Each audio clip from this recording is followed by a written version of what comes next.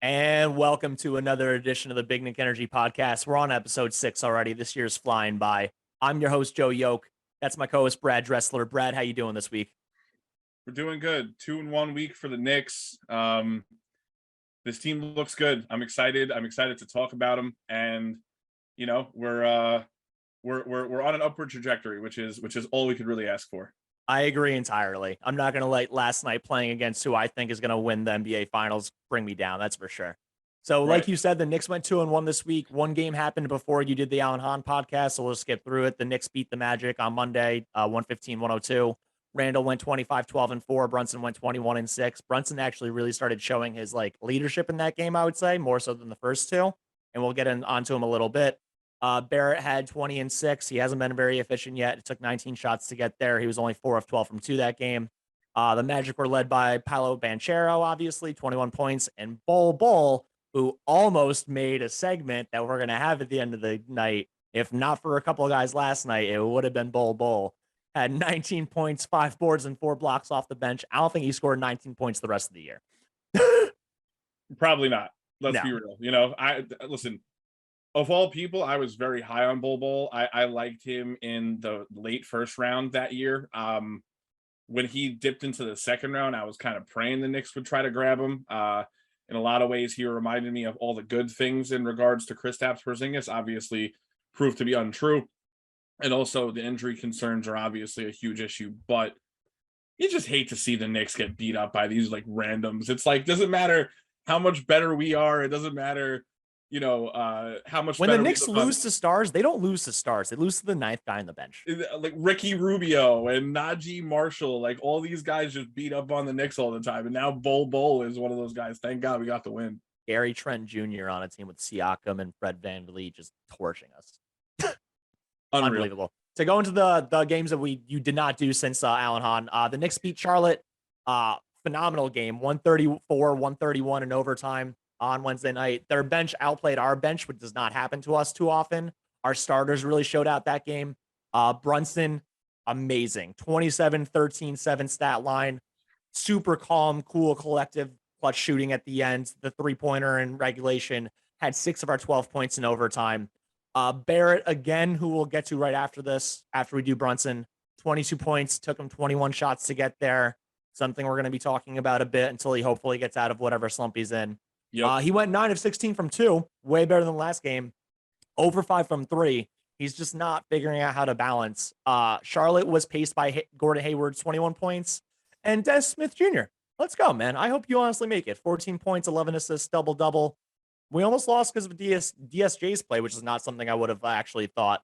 But to go into it, Jalen Brunson is why DSJ wasn't the best point guard of that game. But also, this dude has just shown us such great, phenomenal, undisputed number one person on our team leadership. And Brad, I know you are so excited the same way me and all Knicks fans are. We could have given him another 20 mil at this point. It's only 5 games in. I'm willing to say that now. He's starting to look a little bit underpaid, wouldn't you say? Yeah, I agree. Listen, I'm not going to say I was the first person ever to put together the concept of Jalen Brunson plus New York Knicks, but I definitely was up there as far as the first people to really put it out there, especially in a content creation aspect. I have articles dating back now almost 2 years where I was talking about what the Knicks should do to try to get their hands on Jalen Brunson, and this is, mind you, from his junior third year campaign. That obviously doesn't take into consideration how great he looked in his 4th year. Obviously a contract year, but I mean, he's looking like stolen goods. Honestly, I forget the GM of Dallas. I forget his name. Screw him. He should be put on trial for being a schmuck. He's terrible. He let a guy like Jalen Brunson go for free, for nothing. And not for nothing. Nico Harrison. Yeah. He should be taken to jail by the entire state of Texas, honestly. So I couldn't be happier. I love Jalen Brunson. I love Jalen They've Brunson. really just, I mean, we already talked about this ad nauseum with all the other people that have talked about it. They just really underestimated like us hiring this dude's dad and having his agent be Leanne Rose's son. It's just like they didn't like fathom that this very obvious thing was going to end up happening. Here's what's crazy. He almost re-signed for 4 years, 55 million. And Dallas said no. Dallas I said, know. yeah. Because I think the reason being behind it, and I don't want to spend too much time on this, but the reason being behind the reason why they didn't re-sign him is because I think there was some kind of clause where if he signed that, then he would have like a no trade clause or something to that effect. I don't know the exact parameters of the deal, but essentially, had they re-signed him then after year 3 going into halfway through year 4 or whatever it was, they wouldn't have been able to trade him. So Nico Harrison wanted to have him as like a trade chip. So they wanted to wait until they paid him, and obviously the rest is history. It is what it is. I don't even know why he would think that would be. I'm just gonna say this last comment, then we'll go to Barrett. But I don't even understand how that would be a smart idea. Like you have Luka Doncic. It's not like people are gonna like if you're a great player, you're not gonna beg to go to the Mavs. You get the ball way less. Like Jalen Brunson was the perfect side piece for that, and just now he's not, and now he's not there, and now you're relying on Tim Hardaway Jr. and Spencer Dinwiddie. Which I mean, good luck. Right. It doesn't take a rocket scientist to understand, like, wow, this kid's really good, but the thing that he's best at, the best player on the team, is better at. Yeah. So to try to put 2 and 2 together and see, like, well, there's probably a higher ceiling in this aspect, and this aspect, and this aspect. Even if we do, quote unquote, overpay him, there's a really good chance that he could look a whole lot better if given more opportunity to do the things that he's the best at. And lo and behold, he's great. Dude, when this contract is up and he's 29 years old, he might be getting another $15 million a year because he actually showed out the way we think he's gonna. Yeah, I don't know if I want to pay him that much, but neither here nor there.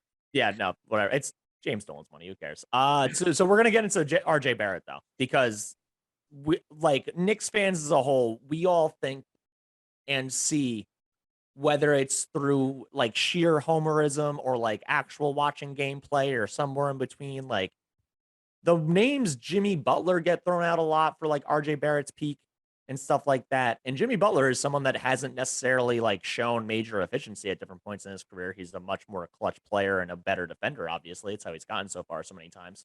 But dude, why does RJ like doesn't start out hot ever? It like he's playing with almost all of the same players except for a way better point guard, which you would imagine would make his life easier. But it's like he's never, him and Randall always like kind of go against each other in various ways. And like Randall plays a better 2-man game with Fournier for some reason than RJ. And like, why can't RJ just like, he practices so much nonstop shooting.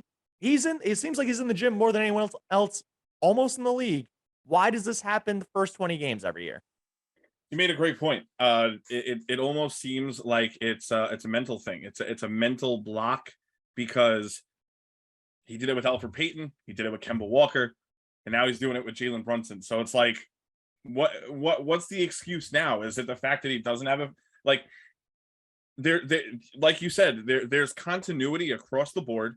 He's already played 1 season with Evan Fournier. He's played 3 seasons with Julius Randle and Mitchell Robinson. Yep. And then he has the best point guard he's had in his entire career, a guy that's literally like part of the point guard's job is to make the rest of the team better.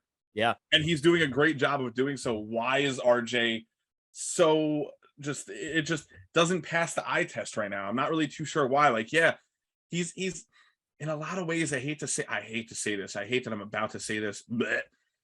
In a lot of ways, he's reminding me of like the worst version of Julius Randle. And the reason I say that is because he gets his stats, like he gets his 20 points, but it's an ugly 20 points, you know?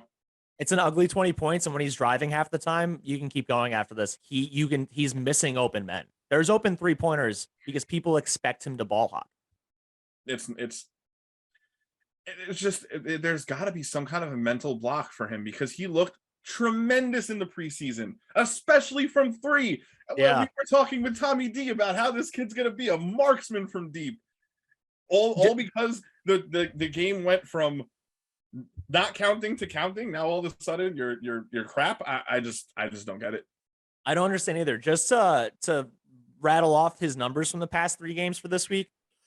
Again, 20 points on 19 shots against Orlando. He actually went 3 of 7 from 3, only 4 of 12 from 2 though. So remember, he shot good from 3 that game. Terrible driving. Charlotte, he had 22 points on 21 shots. Not looking good still. 9 for 16 from 2. Great driving. 0 for 5 from deep, dude. And then lastly, against the Bucks, he actually looked good for part of the game, the end of the third quarter when he was playing with second unit and stuff. I mean, the Bucks second unit, just a little thing. Their second unit is horrendous. And literally their team as a whole goes to show you like the starting 5 and your best player is how you win a championship. Literally, we talk about having a deep team. 6 through 10 isn't winning you titles. They get you to the playoffs. But his last numbers against the Bucks, 20 points on 17 shots, so it is a little bit better. 6 of 10 from 2, good from inside again, driving well. 1 for 7 from 3. So the last 2 games, this dude's 1 for 12 from deep. And he's shooting almost 80% from the foul line. So clearly his shot has, like, he's put the effort in. It's finally showing up. But, like, dude, you can't go 1 for 12. Are you kidding me? You're supposed to be our best, somewhere between first and third best player. That's losing a game. That's losing games. It's been rough. And I know it's going to turn around. That's the best part about this. Like, we've seen this story unfold before, and we know it's going to get better. It's just like, how do we fix this part? How do we fast forward to January in his head? I mean, if it takes till January, I'll kill myself, but whatever. I have a hypothesis. I'm going to throw it at you. So it seems relatively clear that RJ has like an obsessive, I'm going to work out and try harder than almost everyone around me inside of him, right? I think it helps. He like grew up literally in and around the NBA. Steve Nash is his godfather, the whole thing. Like, you're bred and born into this is your life. Whether like he wasn't even like he was like destined for greatness. It was like, you're a 4-year-old kid, you're in locker rooms. You're gonna do this your whole life. I think because he's actually not the most skilled talently and like not the most athletic person, his overall work ethic and like his ability to just like grind through himself through a wall and get better over and over leads to him being great in January, February, March, when all the other players from other teams, like a lot of them don't have the conditioning like him, don't naturally have their brain trained to be like him. They don't diet like he does. And I think it's not like he necessarily gets that much better throughout the year. I think other people around him are getting worse, like opponents. And that's when it shows up that he's actually like looking like the future all-star, we think. And at the beginning of the year, when everyone's in great shape and you're like, oh, RJ Barrett's not the most athletic dude out here, he doesn't have the best shot, it shows up more in that negative aspect. Yeah, it's like I said, it is just such a puzzling situation. And I pray, I mean, this is year 4. Nothing we could do now. The start of the season has already been shit. He's on the team for 4 and 3/4 more years. This is it. Yeah. I just hope he gets this figured out sooner than later. That's all. Same. I think by 26, he's going to really figure it out. Unfortunately, that's 3 years from now. To go fully into the Bucks game, we lost 119-108 last night in Milwaukee. The Bucks, of course, were led by the Greek freak, Giannis Antetokounmpo. 30 points, 11-22 shooting, including 10 for 16 from inside the line. We're going to go into the segment later about the 2 lesser heralded Bucks that ruined our lives last night. But Brook Lopez also had 14 and 11 and 3 blocks while going 0 for 6 from deep. You know why? Because I picked him to get over 1.5 threes. Outside of RJ, our bench mob unit really led us, which included RJ at the end of the third quarter. IQ, Rose, and Obi all scored in double figures. Quickly had 14. Rose had 12 in only 14 minutes. Toppin had 11, including 3 for 5 from deep in just 16 minutes. And I know you talked about quickly on the podcast with Han a little bit, so we're not going to go into him too much. Talk to me about Obi Toppin, though, Brad. His understanding and ability within the NBA has gone up significantly since his rookie year. And his 3-point shooting and his ability to pass the ball, those 2 things specifically are what you and I both love the most. So let's not talk about the minute logjam that's inevitably going to happen the whole time they're on the team together, him and Randall. But between the passing and the shooting and anything else, what has impressed you the most about Obi? Definitely his passing. His passing has just been tremendous. Much needed from that second unit. It's like 1 through 5 for the most part. We have guys that are plus passers, I should say. It's crazy to say, like, especially considering that he's a guard, but I feel like the person with the least playmaking acumen on that bench 5, Emmanuel Quickly. Just because of the turnovers, and sometimes he looks a little bit sloppy, but then every now and again he does look really good from there. His Yeah. shooting has impressed me. The kid's just so smart. He's just so smart. Like, you can tell there's a genuine basketball IQ that's developing, and it's just getting better and better over time. I couldn't be more excited. Eventually, one day he's going to be the starter for the Knicks, and if and when that day happens, I'm really excited for what Obi Toppin's ceiling eventually looks like. When do you hypothetically think that could ever happen? Are we waiting for the end of Julius Randle's contract? Is Obi Toppin even on the team if that's the case, or is he just asking for a trade at some point? Are we really paying? I mean, like, I don't know what Obi Toppin would command in free agency necessarily, but like, are we really paying one guy close to 30 million a year and then another guy 18 to 20 to be his like, backup? why? No. The Knicks are in this position where they are perfectly aligned to consolidate a bunch of assets and get a star in the building, because otherwise they're just going to have this logjam forever, and they're going to have the deepest team in the league, but not one guy that can actually make a consistent all-star roster, and they're going to be middle of the pack for God knows how long. They need to consolidate for sure. That's just proof. 100%. Yeah. I mean, you only need 9 players to play in the playoffs. There's the reason for that. 8 or 7, 7 or 8 in the later rounds. You're like, all right, whatever, 9th guy. You're kind of off the bench now. But to make it through the postseason, you need 9. Dude, I honestly think that Obi Toppin is going to be a major like poison pill candidate. Can't you just see a team like giving him the same thing as Jeremy Lin and who else was it? Harrison Barnes in the past like 10 years?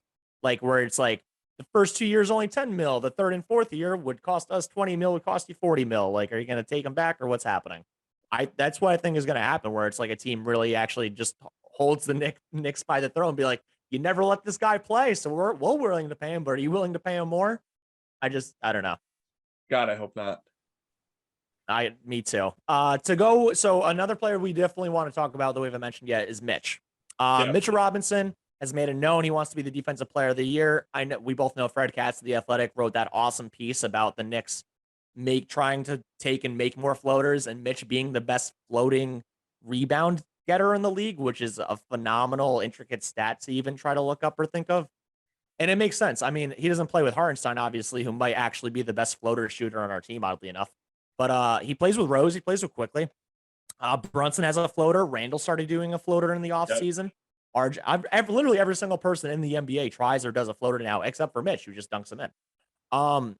I don't want to talk about that too much. The defensive player of the year thing, though, he's currently averaging like 5 blocks a game, which probably not sustainable the whole year, but that would be fantastic. Where do you actually see Mitch in the overall defensive player of the year possibility, consideration, and what do you think his peak is just for this year at least? There's always going to be those like handful of guys that are always in the conversation, right? Back when he was good, Ben Simmons was always in that conversation. Obviously, Rudy Gobert, Giannis Antetokounmpo, Marcus Smart, Bam Adebayo. I just think that they want to switch it up every now and again, and I really do think that they want to stay away from just giving, like, for example, Giannis every accolade possible, right? Giannis has only won it once, and it hasn't been since before COVID. Yeah, but he really should have it at least twice. At least twice. Like, he should have won it over Rudy. What was it, the second time or something like that? Yeah. But for whatever reason, they were like, we don't want to give you MVP and defensive player of the year. That would be messed up. But yeah, I digress. I think he could really get himself in that conversation. The funny part about it is that he's gonna win. If he wins defensive player of the year, he's gonna win it on the tail of offensive rebounding. because he's one of the best in the league, but it just so happens that he's doing the best of his work on the offensive side. It's just funny to me. I don't actually know if Mitch is going to be able to hit the top 5 the way he wants, especially like how high up do you think the Knicks would have to be in just overall defensive net rating at the end of the year for them to consider a Knick? At least top 10, 8th, maybe. Like at least top 10. But you obviously want to see him be a lot better than that. Go ahead. I was gonna say my main concern with Mitch that he still has, and we all see, like last night we went against the team that's long. I know the Bucks are probably again the best of the team in the league, but like Lopez, Portis, and Giannis were all out there at the same time, and the Knicks can barely score. And I know Mitch is obviously covering up way more detrimental defensive players around him. Brunson's average at his very best, he's average. Fournier is horrendous. By the way, side tangent. Evan Fournier drives me so nuts that this dude should be good. He could be good. And then he just either one randomly fouls players for no reason when he's in position, or he goes out of position. And you aren't that slow. You're crafty. Use your offensive brain on defense. That's it. I just want to say that. I'm gonna interject on that a little bit. I really do think that I'm gonna make a weird comparison here, but I think he's the Glaber Torres of basketball. And I know you know where I'm going with this. I think that he's like, all right. Obviously, for those who don't know, which I'm sure you all do, Glaber Torres was kind of forced to play shortstop, and for whatever reason, just because he wasn't that good defensively, it affected his mind state, so it affected his bat as well. Ever since the Yankees have switched him over to second base, he's looked a lot better, especially on the offensive side. I think that Evan Fournier, like when you watch him play for Team France, for example, right? And when he was playing for Steve Clifford with the Magic, he's allowed to move east and west, and he's not just relegated to being this like spot up shooter where he's just going north and south and that's it. Yep. Because of the fact that he's not allowed to do what he wants and he's best at on offense, now he doesn't look as good on the defensive side either. And I really do think that that's playing a role in this whole entire ordeal. I think that, again, if you look at how he plays as like the main offensive fire starter on Team France, he's moving east and west all the time. And he just looks like a different player. Like we always look at highlights of Evan Fournier, like, look how great he looks. Can't wait for this season. He's in the best shape out of everybody. I think you're the one who actually said this before. He's in the best shape out of anybody on this team. And yet for some reason, he just, I didn't say the best. I said he was like top 3. I think Randall and Barrett are still better, but like Evan looks phenomenally in shape just because he played the whole offseason. I just think that right now we're just trying to shove a square peg into a round hole and it's just not working out for some reason. He's not a top 3 player on any NBA team, though. That's not how that team succeeds. So because of that, you have to adapt your role better. And that means that you have to adapt it offensively and then be okay still trying on defense, which I think is where he got lost. Yeah. To go back to the Mitch thing, though, I just don't see a path to him actually winning Defensive Player of the Year unless they're at least top 8. And I honestly don't see a way that, I know it's very early. The Bucks have only played 4 games. They happen to be 4-0 for obvious reasons. But if the Bucks literally have 3 of the top 5 defensive rating players, even if you don't give it to Giannis and you end up giving it to Drew Holiday or Brook Lopez, like any 3 of them would deserve it. And what are you going to really say at the end of the year? I have a question for you that I thought of last night. Don't want to spend too much time on it. Is Drew Holiday better than anyone on the Knicks? Anyone? Is Drew Holiday better than everyone on the Knicks? Oh, would he be our number 1 player? Yeah. Yes. Babe, it's really close. He would literally fall, you know how like when you look up like the top 100 at the beginning every year, and like literally this year they had Brunson, Barrett, and Randall within 15 spots of each other, but like Brunson's the highest and he's like 46th. If your best player is the 46th best player in the NBA, your team's pretty capped at where they can be. And I'm pretty sure that same list had Drew Holiday like 38th. So Drew Holiday would just be at the front of this 4 25-20 conglomerate of mediocrity. So I do think Drew Holiday would be the best player on the Knicks. I was thinking about that last night. I was like, their second best player is arguably better than all of ours. How do we even have a chance of winning these types of games? We don't. Want me to even blow your mind even more with a Bucks player that's a guard? Would Javon Carter be our best perimeter defender? Right? He's dirty. To put Brunson in a blender on defense. Today, yes.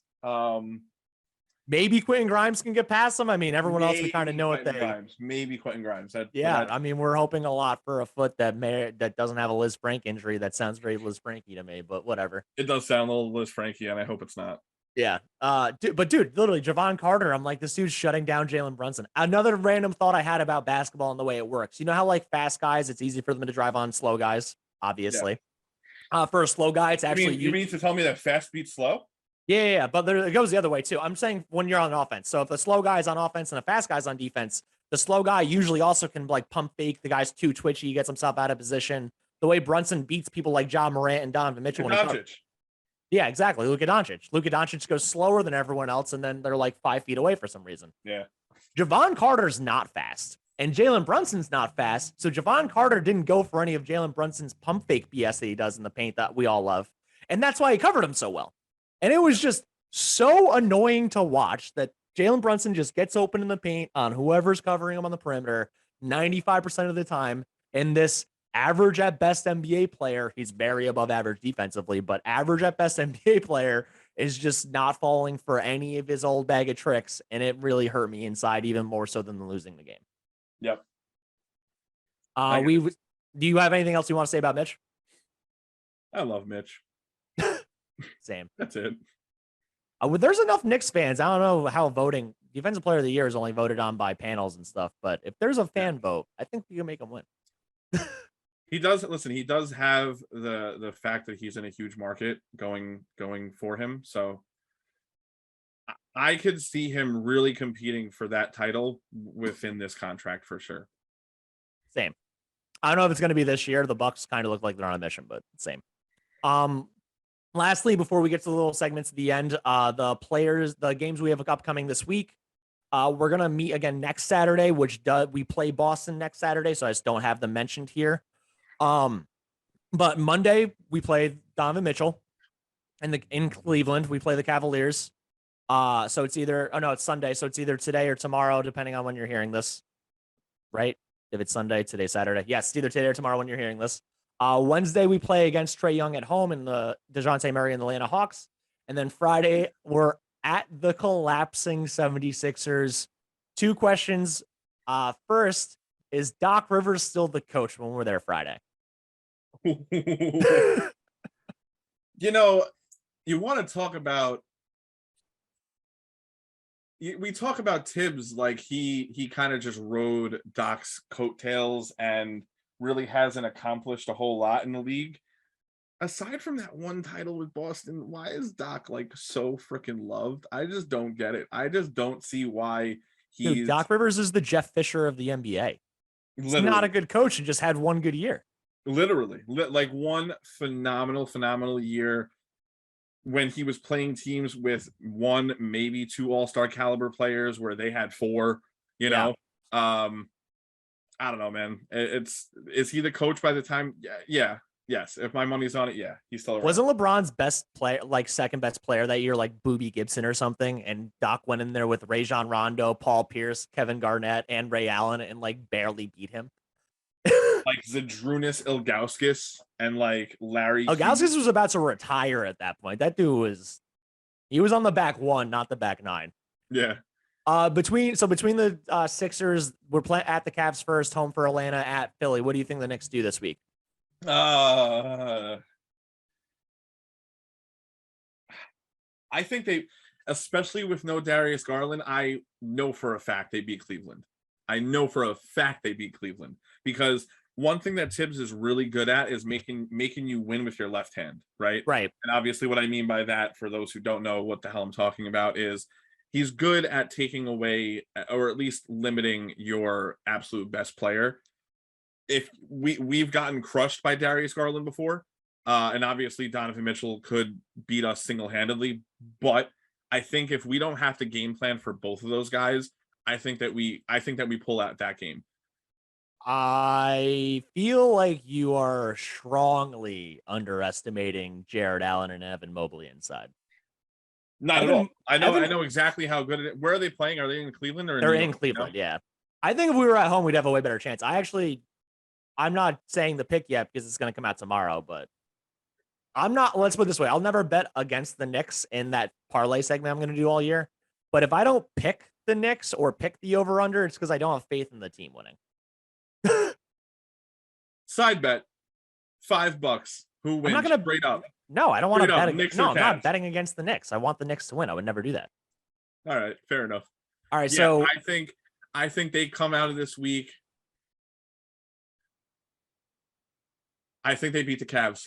I just have a feeling they beat the Cavs. Philly looked good last night, especially against Toronto. I think I'm gonna go out on a limb. And who was the third team? I'm sorry. Atlanta, but we're home for Atlanta. The other two are on the road.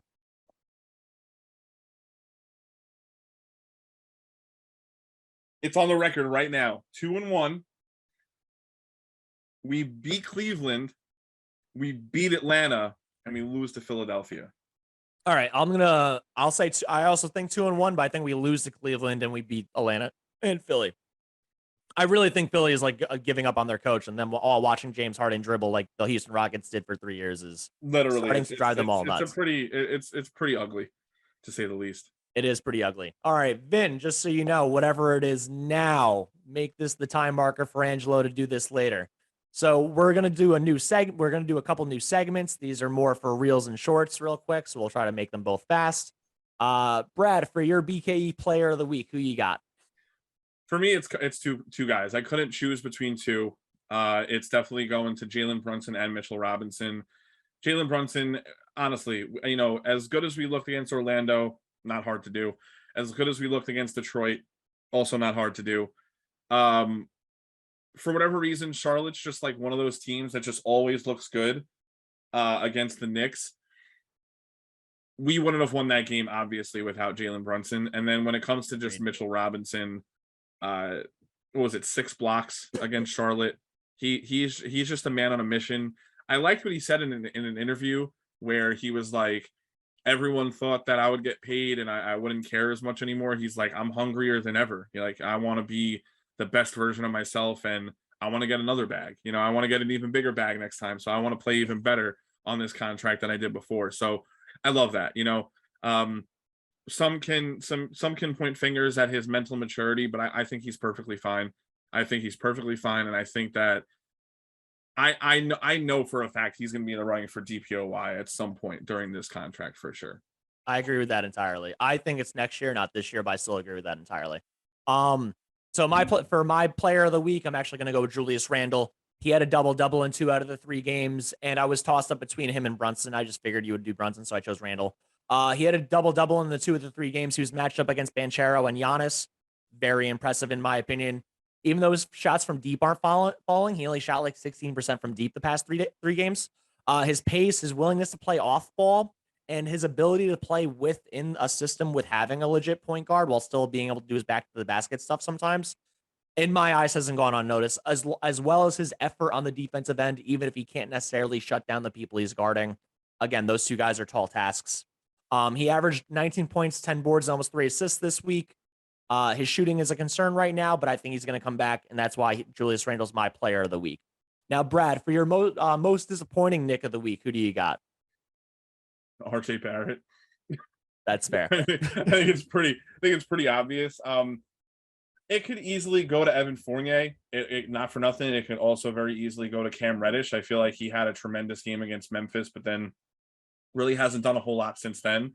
He hasn't really had a ton of pressure these last couple weeks because he hasn't had the worry of losing minutes or playing time whatsoever. And he just hasn't looked as good. Obviously, Evan Fournier, I'm not like, people on Twitter want to argue with me about whether Evan Fournier is actually good or not. I know he's a good player. I know he's a tremendous shooter, but like when you ask him to I just don't see him showing up big. like big moments. That said, I need to see more out of RJ Barrett. The kid is too freaking good to be playing as badly as he's been, and I need to see more from him. Well said. My disappointment of the week, you actually did mention, it is Cam Reddish. He had one great performance, game one, as we all saw, national TV, first game of the year. He reverted back to the Cam Reddish that doubters see. When we watch him play or his name pops up, he looks unsure of himself with the ball. He does costly turnovers at very inopportune times in limited minutes, which he is still getting minutes right now, which he actually is looking like he's going to lose his job again. He's a great defender, and then he just gets back cut, or he's a great defender, and then he does the Evan Fournier pointless foul. This man had 3 fouls in like 20 minutes and then 4 fouls in 24. He had 3 fouls in 14 minutes against Orlando and 4 fouls in 24 minutes against Charlotte. That's just not doing it. If you're a defensive player and a defensive-minded guy and you're on the court to make up for the fact that Evan Fournier can't play defense, that's why you're out there instead of him.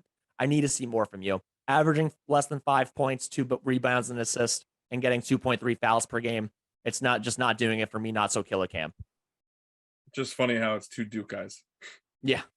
It's like, just stop getting back cut. What did Krzyzewski tell you that your whole thing that every dude gets back cut? I'm saying, you know why Zion doesn't get back cut? Because he's already just in the paint the whole time. Right. He's already there. You can't He's already there. Yeah.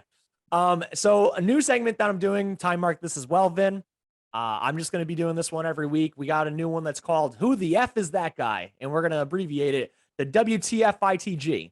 For our first one, we actually have a tie between 2 bucks. No one gives a crap about these guys 99% of the time. We got Grayson Allen and Javon Carter. Javon Carter came into the game this year with 7 points on 8 shots total in 3 games. So, of course, the Knicks come into town, and this dude just goes off, doubling his point total on the year. He had 14 in this game on 5 of 13 shooting, including 4 of 11 from deep. He also spent all game playing phenomenal perimeter defense, mostly on Jalen Brunson, which made it be Jalen Brunson's worst and sloppiest game so far as a Knick. And then not to be outdone by Jalen Carter was Grayson Allen. He started out 5 for 5, including 4 for 4 from deep, on his way to a 17-point performance, including a plus 23 net rating, which has not been close to anything else he did the rest of the year. Javon Carter and Grayson Allen, you both are the Who the F is That Guy of the week. Let's go next. Do you have any last words?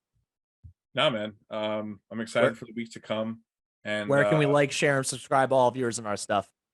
Yeah, Big Knick Energy _ on Twitter, Big Knick Energy on pretty much anything and everything else. We're really trying to step up our YouTube Shorts game, so check those out. Love those. Share them with your friends. You can find me, as always, at Brad Dressler 24. What about you, Joey? You can find me at Joey Landolfa on both Instagram and Twitter. We might be making a Facebook soon. That's to be determined, because I've been trying to convince the rest of us that Facebook is still king, unfortunately, even if we don't like it. But yeah, let's go Knicks. Let's go 2-1 this week. And what would that make their record? 6-3? I don't know. Numbers. I don't forget what they were. Numbers, math. It would make them 5-3. So let's be 5-3 by Boston. Peace.